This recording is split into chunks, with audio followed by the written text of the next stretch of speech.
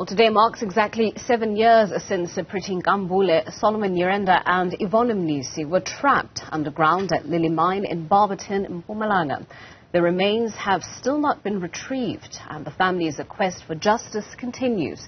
Today, the main activities will kick off with a morning walk to the site where the mine collapsed. Well, Newzroom Afrika's Mweli Masilela is following that story for us and joins us live from there.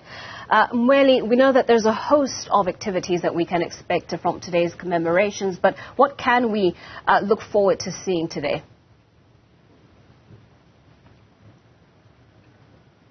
And also, it's a two-day event or commemoration because we know that they started yesterday.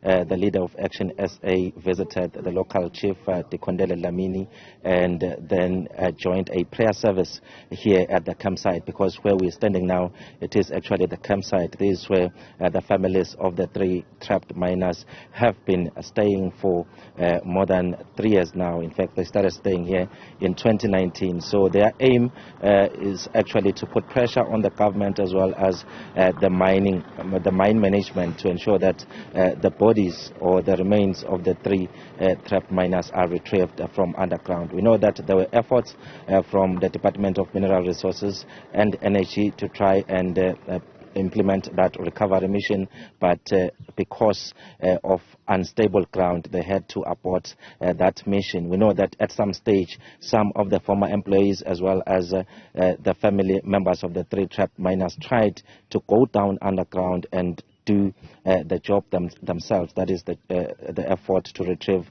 the container that actually collapsed into a sinkhole. So they were not successful in that regard. So today in Thokozo, this morning, we're expecting that the families as well as former employees led by Action SA leader Herman Mashaba will walk into the mine to the site where the collapse actually happened, and then later on they will start the formal program here where we are standing at around 10 a.m. So that is what we are expecting today. We are also expecting a representative from the Portfolio Committee on Mineral Resources and Thokozo to be part of to be one of those speakers at the main event today. So that's the situation on the ground.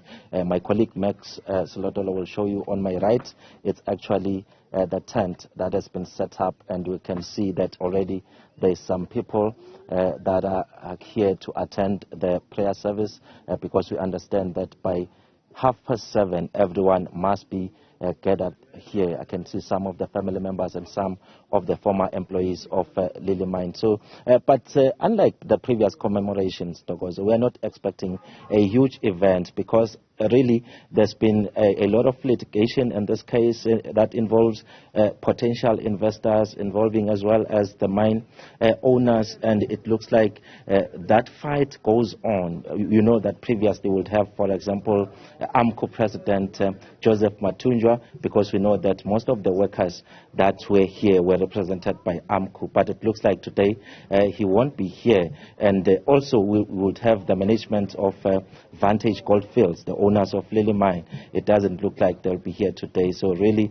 it doesn't look like it will be a huge event as it used to be, but at least we will be able to hear from the families of the three trapped miners as well as the former employees and the president of Action SA, who actually started in 2020 coming here to try and assist the families to get justice. Thokozo. Well, Mweli, we'll leave that story there for now. Of course, we'll continue to monitor those commemorations taking place out in Barberton and Mpumalanga.